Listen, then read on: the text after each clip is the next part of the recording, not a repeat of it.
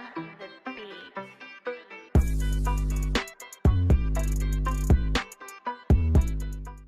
Hi everybody, I'm Marin Griffin. I used to go to East.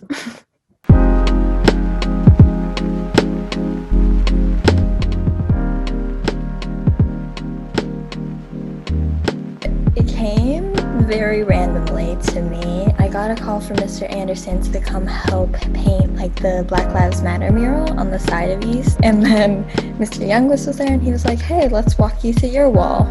And I was like, what wall? And then they walked me over to the Butler building and they were like, hey, would you like to do this mural? I was like, yeah, instantly. The design, they were kind of about connectedness, about how we could visually show embraces with each other, whether or not someone viewed them as silhouettes, like not even black or white, or if they did see them as Black people and as loving, like embracing Black people. Not only like did I notice while painting this, like I was there at 6 in the morning and then I'd come back at 6 at night and I would kind of know all the neighbors by then. Like I had conversations with them and like that was the point where I noticed how much like this type of project can actually connect more than just East but like the whole community. It's not the first time. I'll start there. It's definitely not the first time. But was it to be expected? Yes, like of course.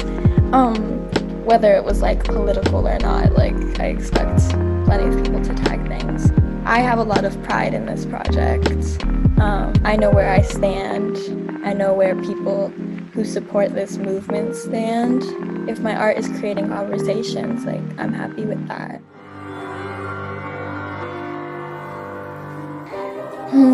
Advice. I know that it's a weird year. I would say like embrace it. It's hard to focus sometimes, it's hard to connect, but embrace it and pick up some new hobbies while you have time. Like do some things that make you happy. If school is not one of them right now, do some other things that make you happy. Keep holding each other accountable. Like that's your community, so make it a place you want to be, make it a place you're proud to be. The future awaits. Like this is not everything right now.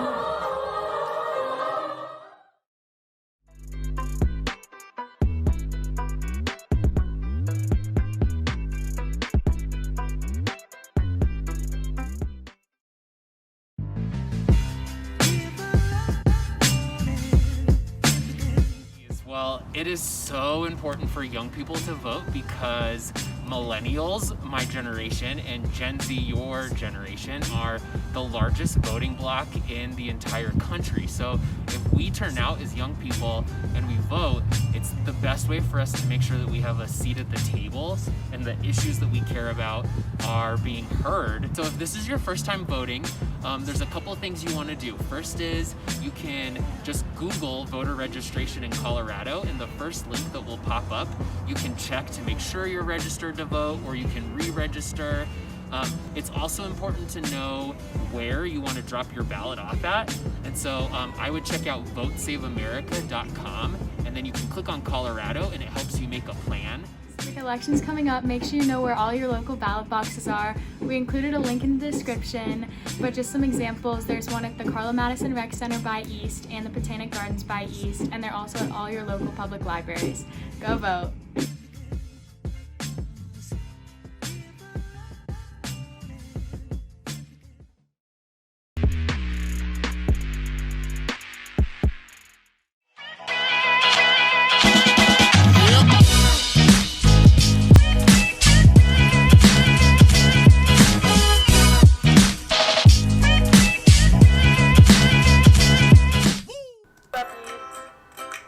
So Yearbook is looking for pictures of students' personal learning space. So make sure to email the pictures of your spaces to this email right here. Also for seniors, your senior photos are due November 1st, so please make sure to get those in as quick as you can. The website where you find out more information is right here. That's right, seniors, just like Kate and Alec just said, be sure to get those senior photos in by November 1st. In the description, we have a link to the page that has all the guidelines and information that you need to know in order to upload those senior photos. The guidelines that are listed in that page are very important, so be sure to read them. I want to get a parking spot, but I don't know how. Don't worry, if that's you, we got you. If you want a parking spot for the 2020-21 school year, and you are a junior or senior, registration is now open. Between now and October 2nd, go to the site we'll have linked in the description to upload your license, registration, and proof of insurance. Those getting a parking spot will be notified October 5th via email. College applications. Take advantage of October 13th and you can apply for Colorado schools for free. The biggest thing that you need to do between now and October 13th is request your letters of rec and your transcripts. These will take a few weeks to get to you, so you need to get on this now if you wish to take advantage of free app day.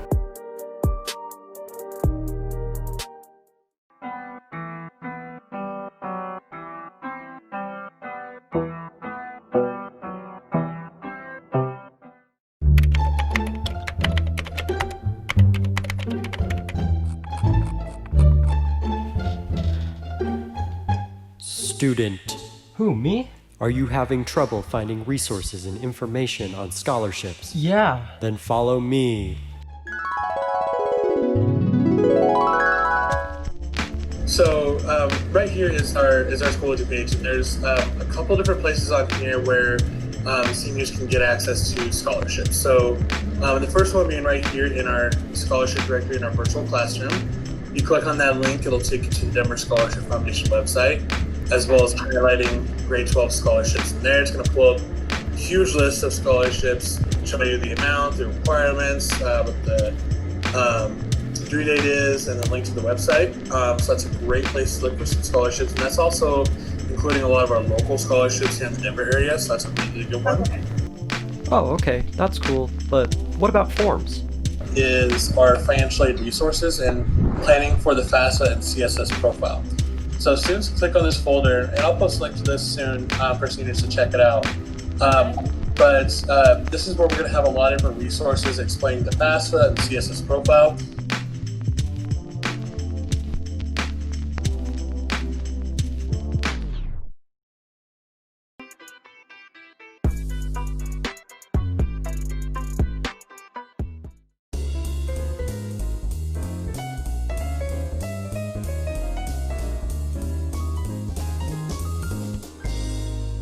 Today on Tube Room, we interview 4 different students from 4 different grade levels to see how they're coping with school during the pandemic.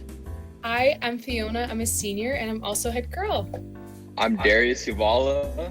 I'm a junior at East. All right, what's up? My name's Sammy Dominguez and I'm a sophomore at East. I'm Elliot Brumbaugh. I'm a 9th grader. So how have you been doing with school? Any good classes you're taking right now? I love all my teachers so much. I think that all of my teachers have really different teaching styles, which I really appreciate. In my AP French class, a lot of our conversations are surrounding the history of racism within America and France. School's been stupid. It's hard to understand online rather than in person. Oh, my bad. I'm in Chinese right now, so. What do you kind of suggest for the teachers to kind of change that, and anything that you want to change during school online to make it easier? I mean, I think they're trying their best. They're honestly doing pretty good. It's just not the same. There's nothing they can do really. Being more explaining what we're supposed to do, because Schoology does not help at all. Schoology just gives out random information. I think it's important just to change it up, do different things. What do you miss most about being in school? I think I miss, honestly, having fun little moments in classes and on off-campus lunch and seeing all the homies and all that. It's just lonely not seeing people. Being in class with just your computer and seeing people over the computer is kind of weird. Yeah, what do you think about the freshmen not even being in the building yet and not seeing it during their freshman year?